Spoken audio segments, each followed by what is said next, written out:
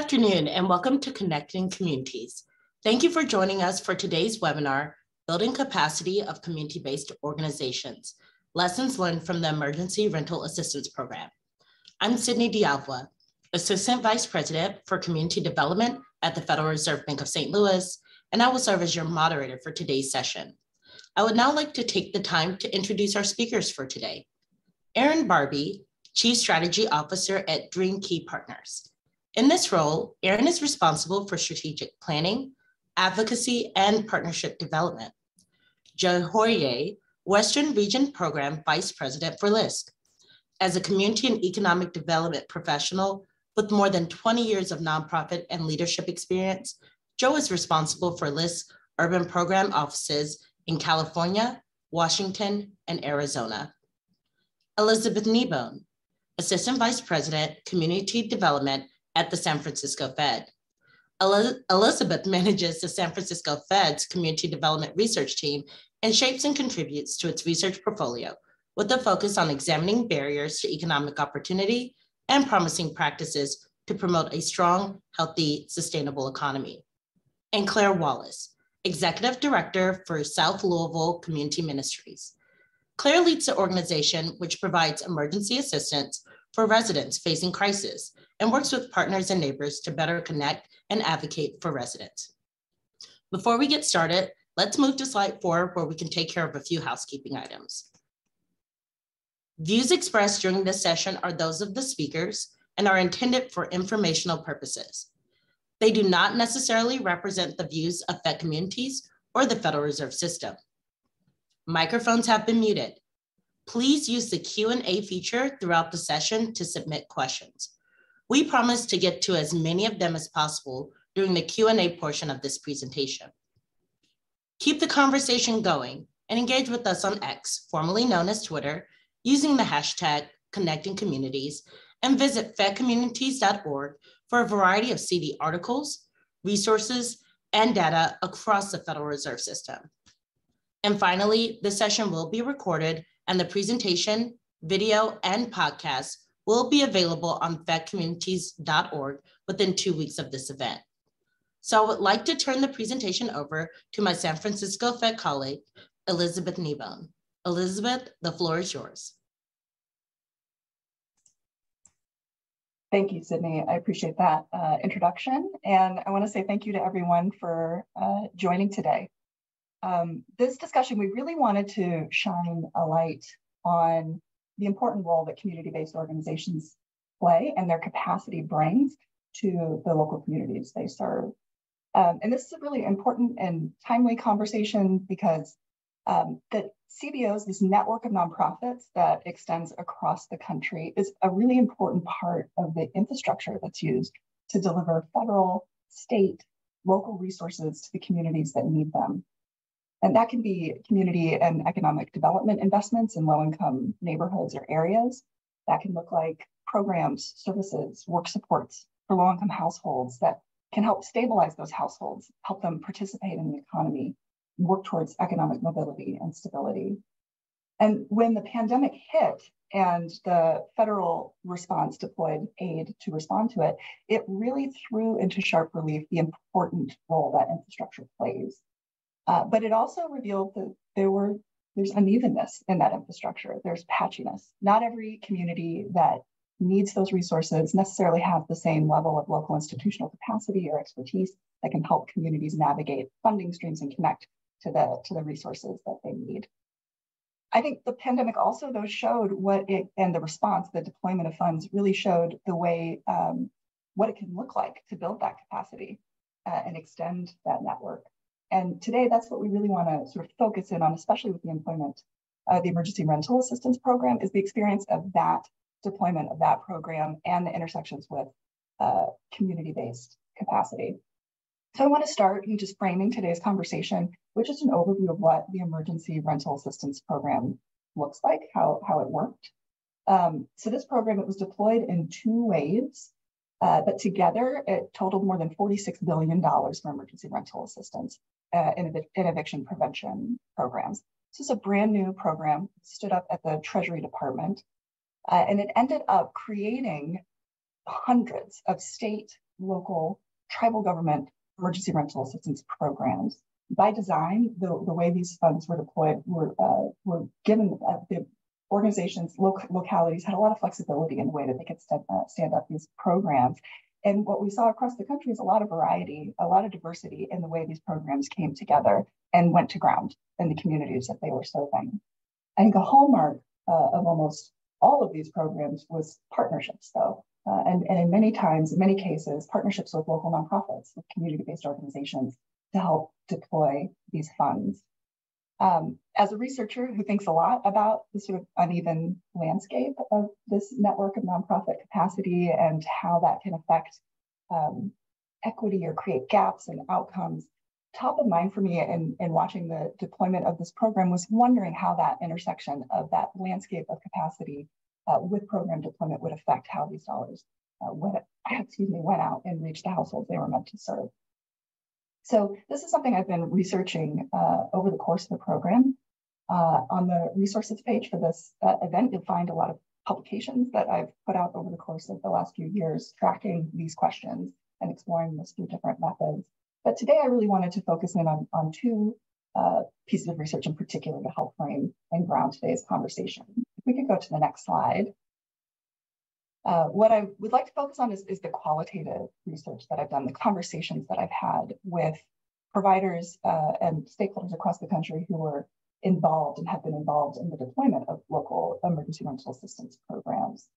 I've, over the years, been able to talk to dozens of stakeholders from large urban communities, suburban counties, rural communities, who have administered programs of many different sizes, from very large, high dollar sort of disbursements of ERAP funding to smaller subgrants in smaller communities and with a more grassroots kind of approach. It's been a wide range of organizations who their starting point in their capacity journey through ERA varied a lot at the outset.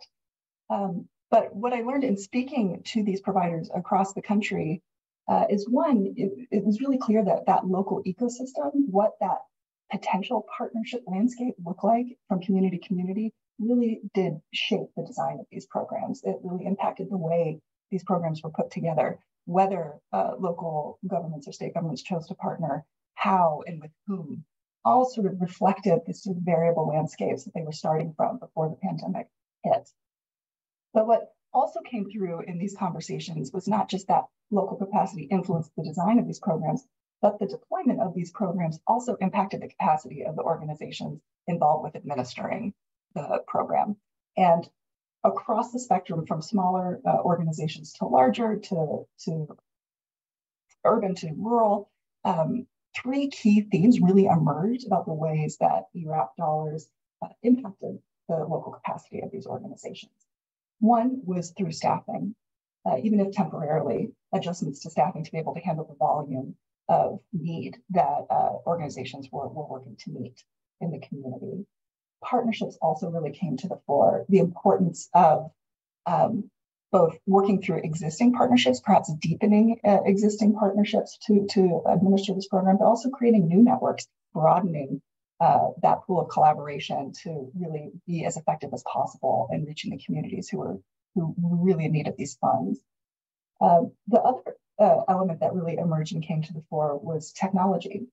And that could look different depending on the organization. For some, it was moving from paper, getting off paper applications to PDF fillable forms. For others, it was designing much more robust back-end data systems that would allow them to coordinate more effectively across programs, across partners in the deployment of the ERAP program.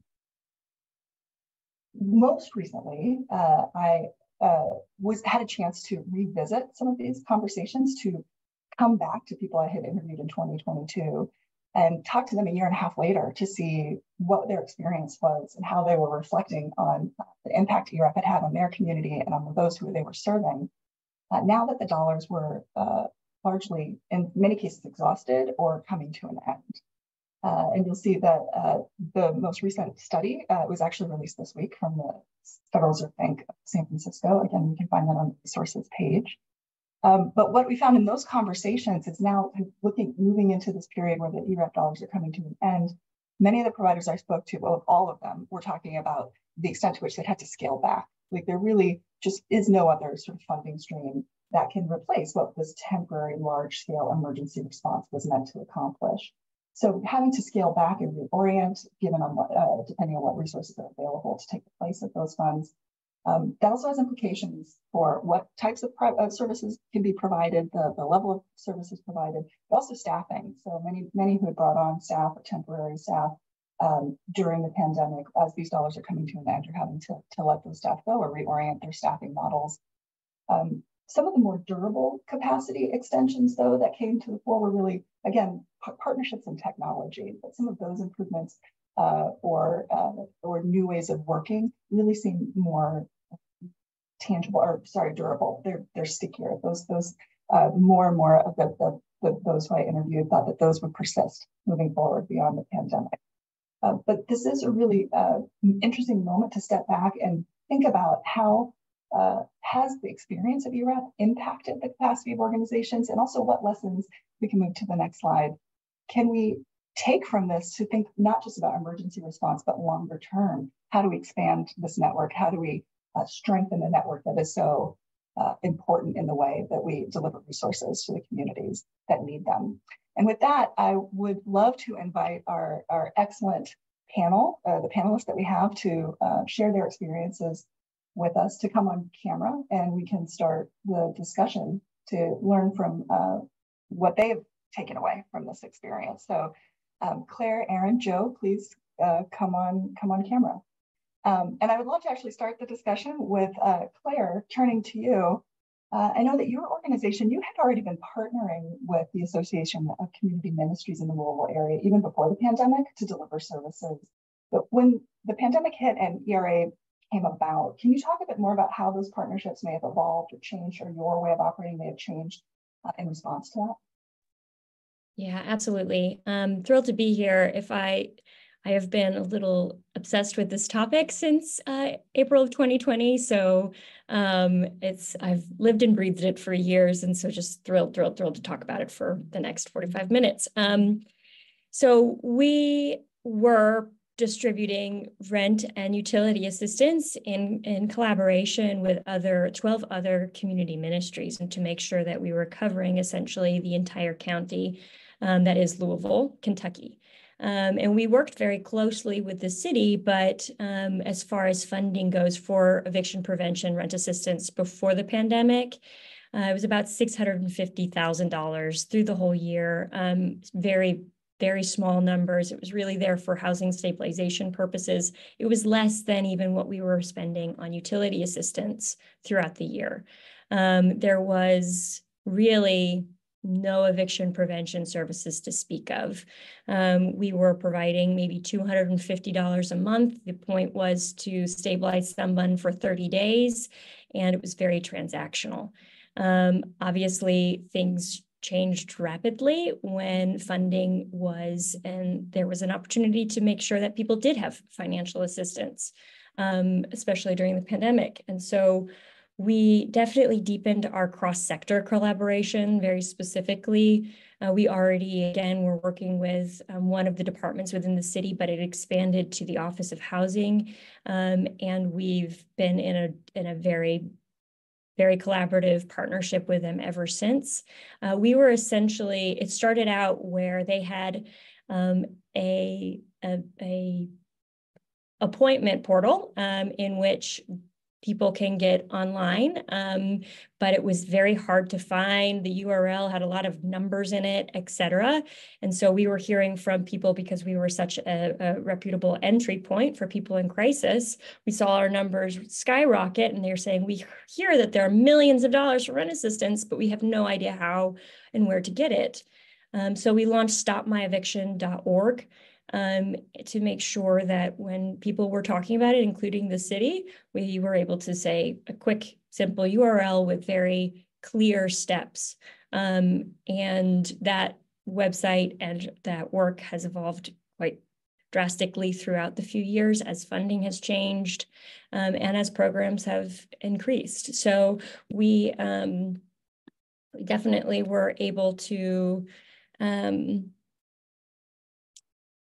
create that accessibility pattern, but then we also found out that even that wasn't especially accessible. So we hired 25 contractors, essentially to make sure that the most vulnerable were able to be connected to that rent assistance. And that was the beginning of a very nimble limb and arm, essentially, of the ERAP program, where we can expand and change our system, our language, without that bureaucratic, that red tape. So we were just a very close partner so that we could be the nimble side of the important work. That's great. And you really do hear those themes, I think, coming through in that too, the staffing, the partnerships, the technology through the portal that you built. Erin, I'd love to turn to you and think about your organization and its experience in coming to ERAP, because DreamKey Partners is a affordable housing developer and a community development financial institution. So you definitely had residents in your buildings that were in need of these services, but you hadn't previously been in the business of deploying rental assistance. So can you talk a bit about how you came into that partnership and the role that you played? Absolutely, Elizabeth. Thank you so much for having me and allowing us the opportunity to talk about this. As you mentioned, our organization is an affordable housing developer, and we have a large portfolio of people that we serve who are at 80% of area median income and below. And when the pandemic hit, we saw that our population was suffering at the highest levels. And we actually couldn't do anything about it from at the very beginning, because the organization in Charlotte, North Carolina, that primarily serves as the vehicle for rental assistance was doing that work until they said they had to close their doors.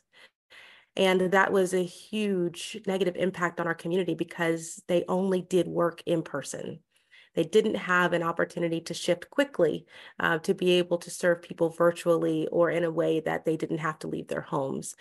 So we stepped up. We were challenged with being able to provide for not only our communities, but the community at large. And we did that through strategic partnership at first. Our partnership we held with another nonprofit organization that happens to hold the Landlord Consortium. We felt like it was very smart for us to go on this journey together because they had easy access to landlords, already established relationships, and we didn't need to climb that hill per se. And so with seed funding from United Way, we had about $500,000 to start a program. And DreamKey Partners created the technology side of it. That was very humble in the very beginning. We had Excel sheets and smart sheets that we utilized because we recognized like we were maybe going to serve 300 people with $500,000. And that program quickly was taken note by the city and the county because they received the funds, as Claire had mentioned, and now what do we do? And so they turned to our organization to say, can you scale this? And of course we said yes, because we were up to the challenge and we knew that we needed to be able to serve our community in this way. So our barrier at first was technology, as you mentioned. We had partnership. We had the government on our side. We had money coming in, but technology was our barrier because we knew that there were thousands of people that needed access to these dollars. And the pot was no longer 500,000, it was in the millions. And so we implemented a back-end process through Salesforce that was very detailed and provided us the opportunity to grow with the program. And as we know, Treasury, I guess you all feel this, every other week sent us new rules for how this program was going to operate and how we needed to report and what we needed to report and whose hands it goes into and what land. I mean, the list goes on. And so for us, having the technology to be able to be nimble, as Claire said, and move easily to get these dollars out was extremely important. So ultimately, we ended up serving over 20,000 families and $120 million out the door.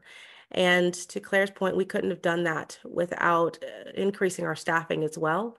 We hired 50 temporary workers while we had the funding in order to execute things quickly because money needed to go out within a week or less in order to make sure that people didn't experience eviction.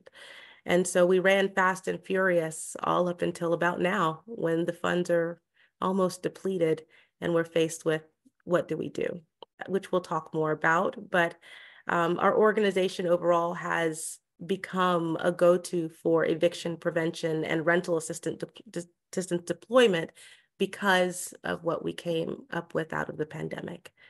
So it's been a journey.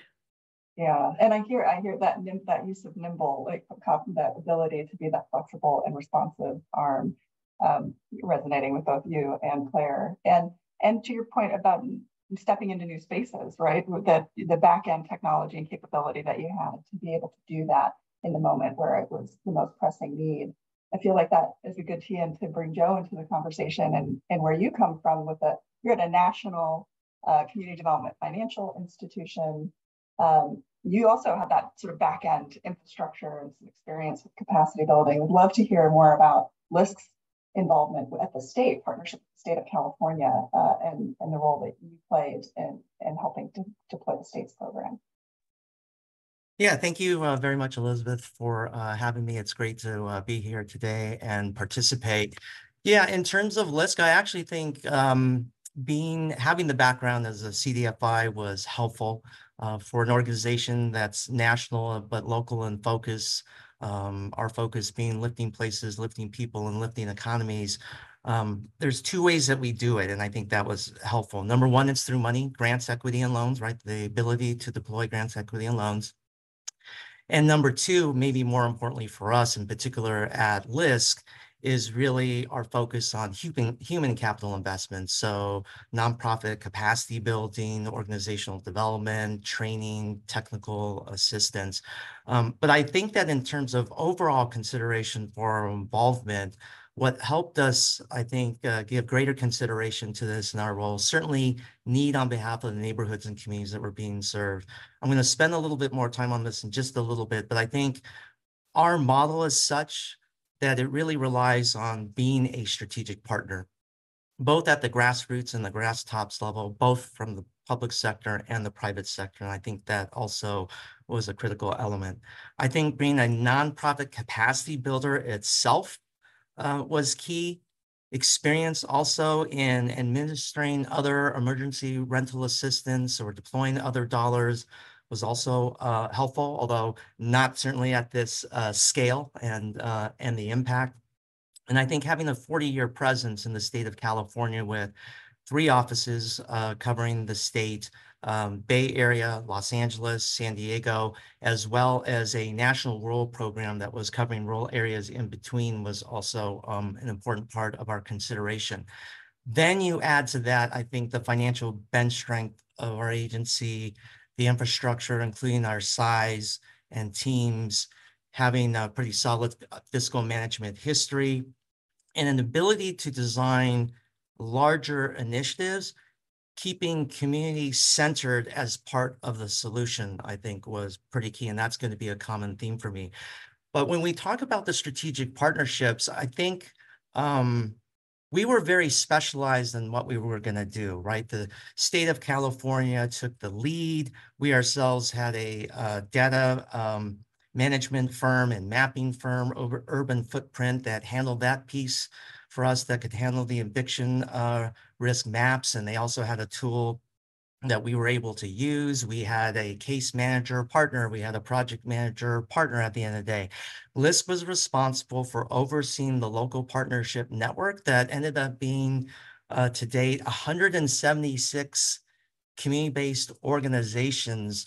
That is really our main focus here. So I think that in our case, for the California Emergency Rental Assistance Program, which is the largest of its kind in the country. And of course, I think some big things came out of it with those 176 partners. We were able to deploy $4.7 billion for more than 370,000 households at an average clip of about $12,000 in emergency assistance for families at the end of the day. And I think that the other key thing was that 80% of the applicants assisted were either very low or extremely low income households earning less than 50% of the AMI.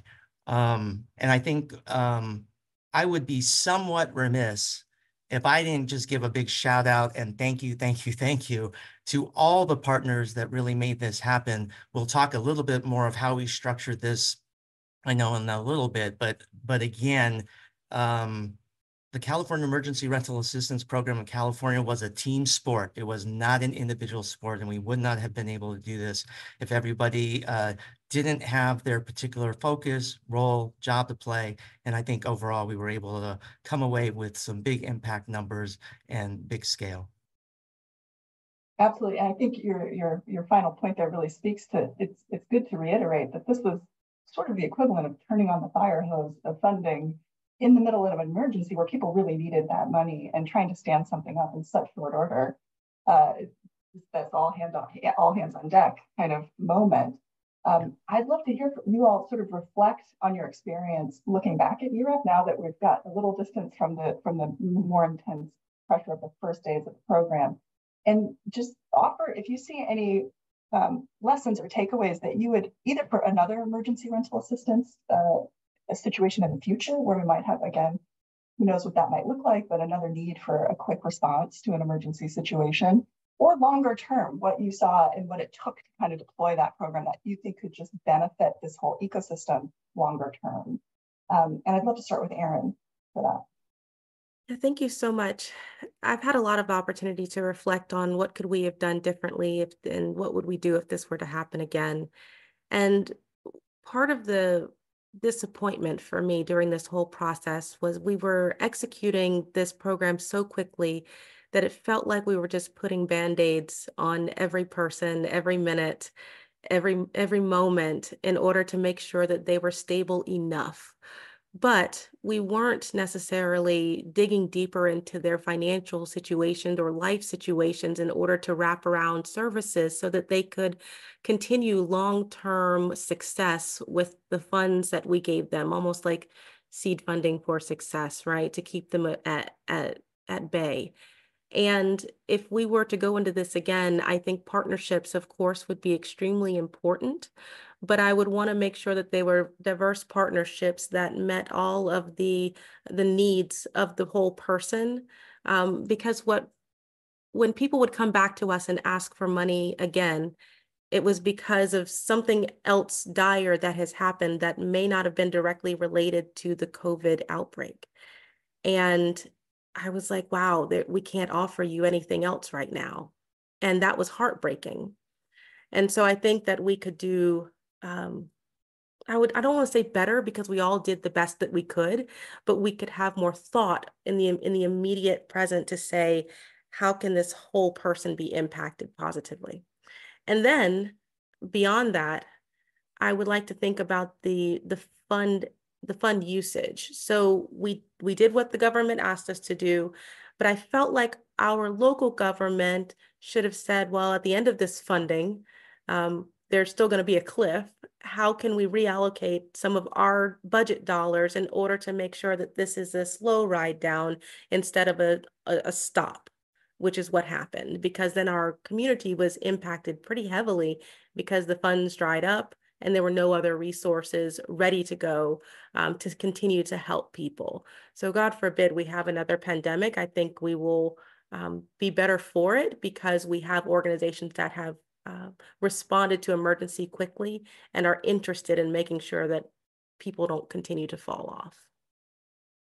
You mentioned before the guidance that came out in sort of different waves at the beginning of the program. That was something that came through in this most recent research was respondents saying they wish they'd had more guidance on the packet for how do you wind this down in a thoughtful way, just to your point.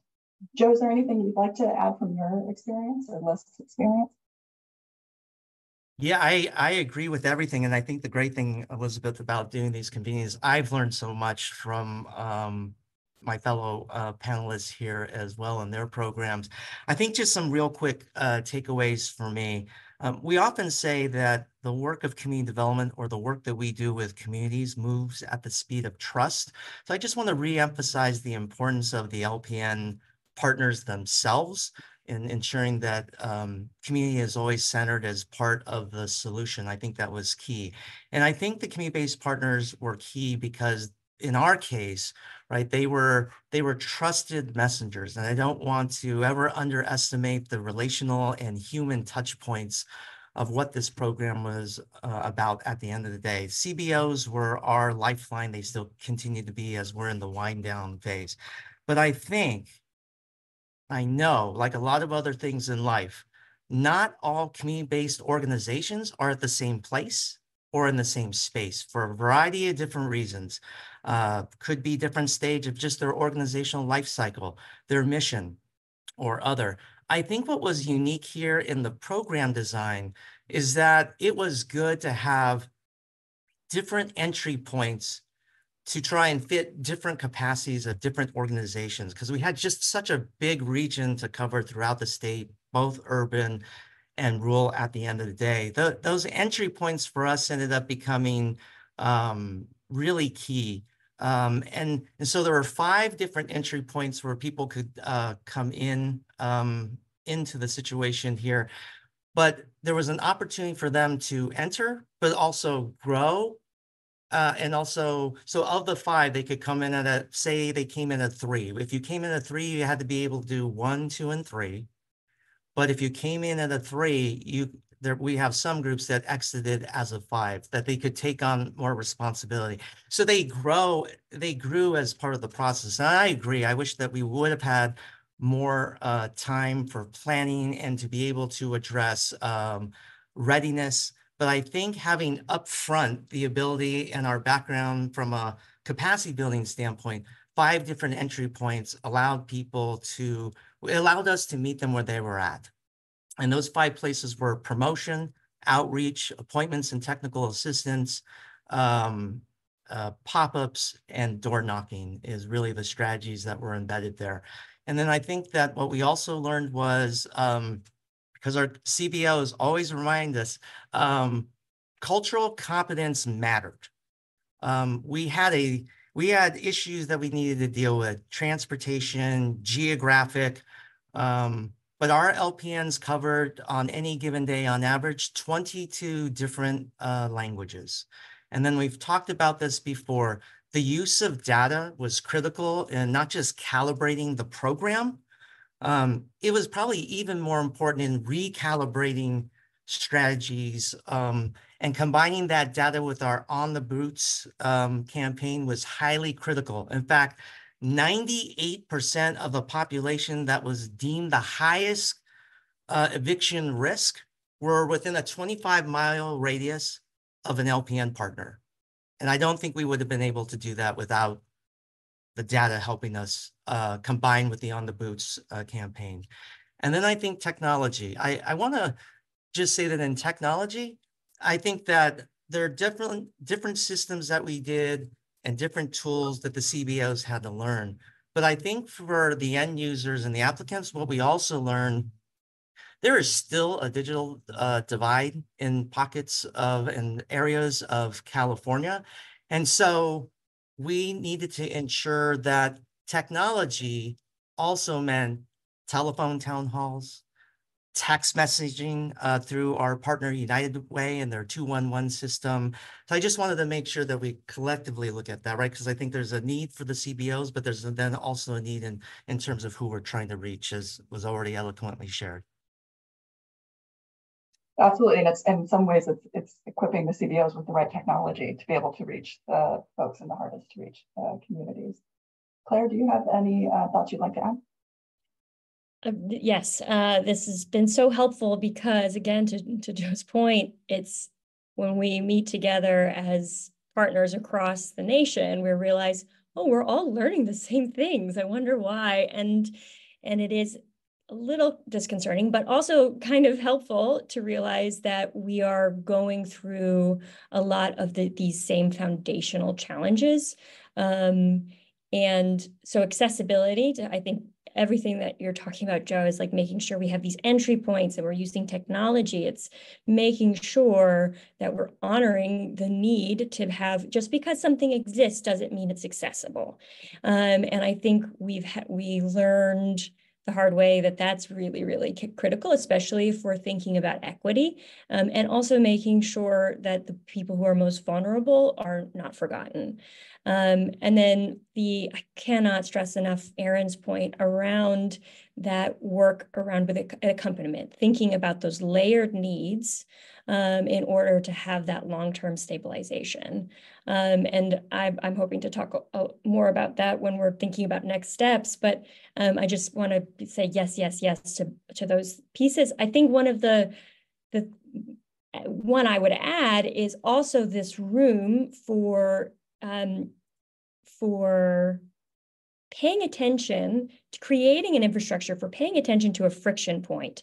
So we were listening very closely to our service providers. I think sometimes for the first time, we were handing them the microphone saying, what are you experiencing?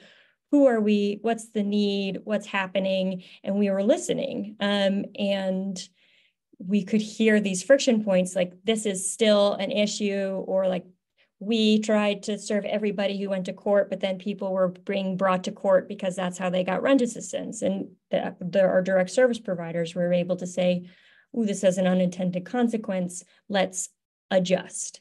And so having this feedback loop between direct service providers and the stakeholders who are helping kind of guide a lot of these internal policies was so critical, because we were able to address a lot of those emerging and sometimes long-standing friction points. And I think we were able to do that because, again, there was all of this money. The goal was to distribute it as quickly and as equitably as possible. And so it really fostered this abundant culture when we have been, I think, as CBOs, as community-based organizations, operating typically in the scarcity mindset. So just the doors were blown wide open as far as potential and really innovative collaboration, and then just honesty about what people could do and what people couldn't do, and what you were good at and what I was good at. And so we brought down silos, but built lanes. And we were, I mean, it was just, it was constant, I mean, weekly for a very long time. Now we're still meeting monthly of what's the friction point, what's the service gap, what's the barrier, what are we doing in order to move in towards that North Star, towards housing stabilization. And a lot was able to be propped up that made the rent assistance that was available incredibly catalytic for both the community, but also those individuals. So yes, I would just, and the room for complexity in those friction points, I think was really key for every single, duo, landlord, tenant. That was a different relationship with a different need, with a layered story. And I think we are also learning now how to honor that complexity, both with our infrastructures that we're building, but also the data that we're collecting. Because sometimes when we collect really simplified data, because where do you start when you're talking about such a complex thing? You lose a lot of those really important truths to the complexity of the situation. I want to pick up. I like the way that you said that the time of abundance, right? The time of abundance and urgency, and is sort of past now, and we're more kind of back to that scarcity situation. And I'd love to hear you all think about that as you reflect on your own organizations, the infrastructure you have to build, and what you're taking beyond ERAP. Do you think that there are ways that it has informed your operating models, or the way that you conceive of your work moving forward, because you had that experience of going through that crucible? And I would love to start with Joe with that one. I would just say yes, yes, yes. I think the experience of the California ERAP program really pushed us to rethink about operating at even larger scale and impact. I think there was definitely some stretch moments for us, some learning moments, some growth moments there.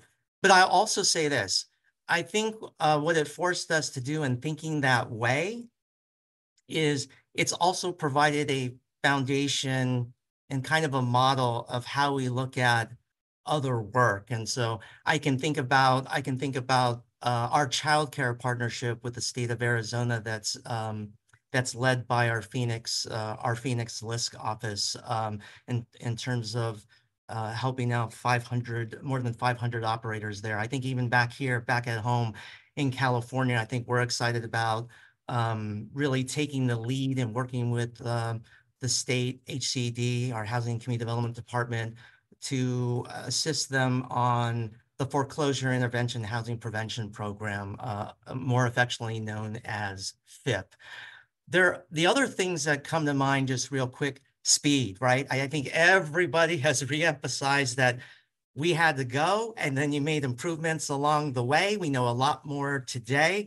I think that the former president of LISC used to tell us, and I think people here would agree, we launched this thing perfectly imperfect and had to make improvements as we continue to move along the way. And I would say that what it has also forced us to do just as an organization is revisit the entire business model, right? We have to look at programs and ops, especially if it's going to be of a larger scope and scale. So there are things that just come to mind in terms of program design, teams, structure, legal, technology. Oh, by the way, these are government funds, compliance, and the talent necessary to do things. But what I think this ultimately leads to at the end of the day is readiness. And I mean that in the sense that how can we collectively be more ready for the next opportunity? Because I think there are going to continue to be other things that come up. I think the Greenhouse Gas Reduction Fund is a potential opportunity there. Obviously, we know that climate change and resiliency and disaster preparedness. I think there's also some lessons that we can learn from the LPN network in terms of utility, even if it's only regionalized or segments or certain coalitions that also came out of the strategic partnerships of the LPN network there. And I'll just leave it at that as a couple of things that I think how it impact us and our work moving forward. Perfect. I'll hand it over to Claire to see where your organization is now. Yeah, I think that the challenge, right, is how do we take all of these things that abundance, all that money made room for, and continue that momentum. And I do think that it is possible to create abundant programming, even with the reality of scarcity. And so we've launched, again, trying to think about that wind down. Okay, how can we take less financial assistance, but have a bigger impact? And one of the things that we learned, again, is that those layered needs. So take a really good, whole, essentially, of the ecosystem of care within Louisville for us specifically, and figure out essentially how we can layer as many resources and people around somebody who is facing housing and stabilization issues. And so we have just launched the Neighbor Network, and this is essentially our response to everything we've learned in the last now 4 years, to try and see how we might rethink how we're using emergency rent assistance, but utility assistance, food, et cetera. So we are trying to essentially build these journey maps where we're paying attention to every single potential basic need that someone might need, and create these feedback loops between service providers, but also neighbors and clients who need that assistance. What is your complex situation? How is it fitting in with what is available to you? And what are those service gaps and barriers to have your basic needs just not being met? And so we're taking those realities and we're lifting them up to that level to stakeholders, saying, this just doesn't exist. We don't have any furniture programs in Louisville, Kentucky. What should we do about that? And so we're looking at all of the layers all at once. Again, trying to say, even if we can't give you money right now, we are going to assist in literally as many ways as the ecosystem of care allows. and we're going to accompany you through that entire process. So it is a huge lift as far as like a connected, networked ecosystem of care. But we're trying to take all the lessons learned and make sure that any financial assistance that might be coming down the pipeline, either in response to the next, crisis that is inevitable, or not, is that we'll have this more wraparound program that Aaron was referring to in the future, but something also to highlight really what's missing and what's possible in the future as well. Yeah, Aaron, would you like to chime in as well in that similar wraparound theme? Sure, I'll quickly add, because my fellow panelists have covered many of the great things that my organization is also experiencing. But I will add that part of our charter now going forward is to continue to do rental assistance within the work that we do. It's who we are now, and that's not going away. But what's within our purview is to be able to adjust the programs that we had previously. So our program wasn't called ERAP, it was called RAMP, Rental and Mortgage Assistance Program. And so we look at the continuum, right, from housing into getting into stable home ownership. And so we've adjusted back even further to rental assistance to say, what can we do for those who are going from homelessness to renting? And how can we wrap around them with education? And how can we wrap around them with more resources so that they can have success on that part of the journey? So that has changed us forever. So now we're doing ready to rent, home ownership journey, and then home ownership, right? So that's huge for us. Outside of our individual organization, we're partnering with the city and county to continue to evaluate how we can address the homelessness to housing stability as well. And so we have a program called Home for All, and that program has been incredible to look at the strategic way that we move forward and how we can pool our funding. And that comes from both government sources, from private dollars, it comes from nonprofit, comes from national organizations to be able to address specific areas. And we're going to start with rental assistance because of COVID, and we don't want to have that ledge and people to drop off. But ideally, organizations would be identified very widely that they are the ones that do rental assistance. And then that makes it easier for our customer to be able to say, I know I need to go to DreamKey Partners, or I need to go to United Way, wherever it may be. And so that evaluation is extremely important. I'll pause there because I know that we want to have time for questions. Thank you. Yes, thank you so much. And I know we've been getting some great questions in the Q&A, and Sydney's here to help walk us through the audience Q&A, but I'd also like to just say thank you for this already rich discussion and all the work that you all are doing and helping us all learn from the experiences that you've had. With that, I'll pass it over to Sydney to moderate the Q&A. Thanks, Elizabeth. And yes, we have been getting lots of great questions. Please, to our participants, if you've got a question, enter it into the Q&A function, and we'll make sure to try to get to as many as we can.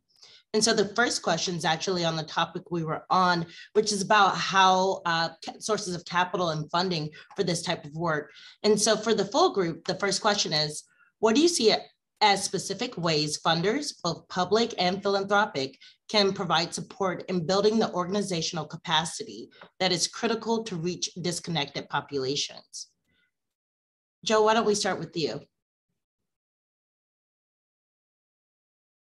Joe, I think you're still on mute.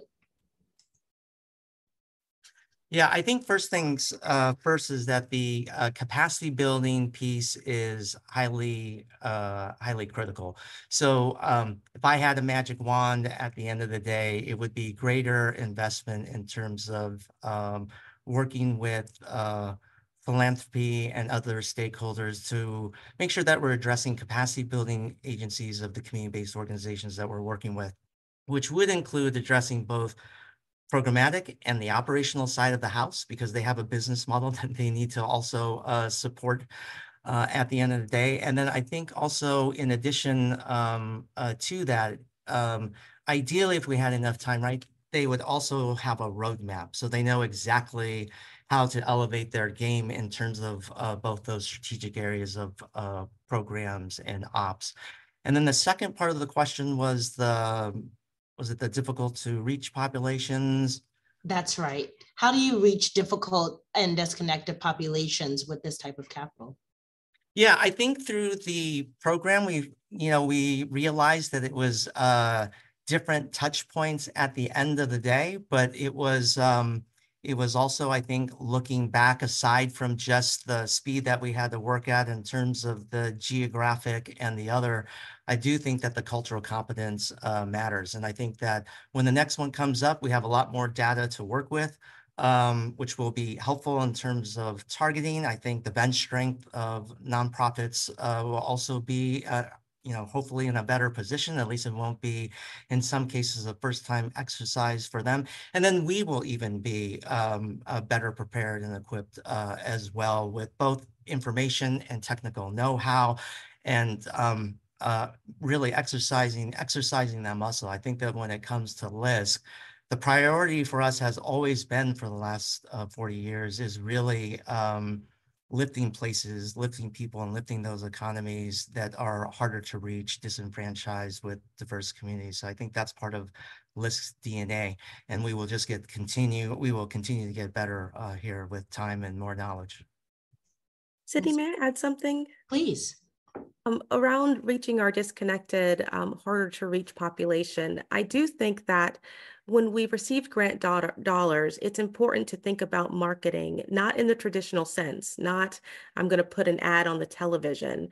I'm thinking for us to be able to pay grassroots organizations to build their own capacity, to get the tools that they need to reach people, whatever that may look like, to be able to get more supplies, to print things out for our older adults that are not going to be able to have access to this technology easily, to be able to do a bus ad, or to put something on, in places that you probably wouldn't think of on a day-to-day basis. And I think at times we get money for programs and we do not get money for the other piece to help us reach people. And that is just as important. So those dollars have to be diversified in order to reach those populations. I have a soapbox about this. I'm gonna get off of it for a moment, but I just want to make sure that message is out there. Well, I'm going to ask you to step back up just for a moment, because we have a question for you specifically about technology. Mm-hmm. And it's, did you have to pay for Salesforce? And if so, is the cost of the program and that technology, was it a limitation to scaling up the program? Yes, so we did have to pay for Salesforce, a portion of it.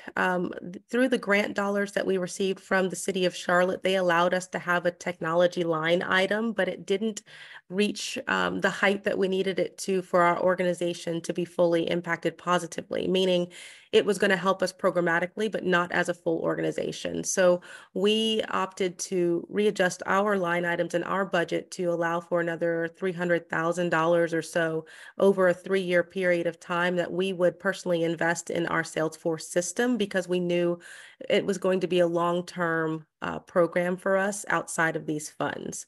But without the initial funding from the city of Charlotte, we would not have been able to even contribute a portion to get to where we were. Thanks, Erin. Claire, I'd like to bring you into the conversation. We have a question.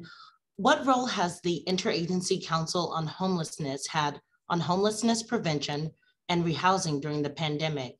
And has that proven to be a good vehicle for the national coordination of services and approaches?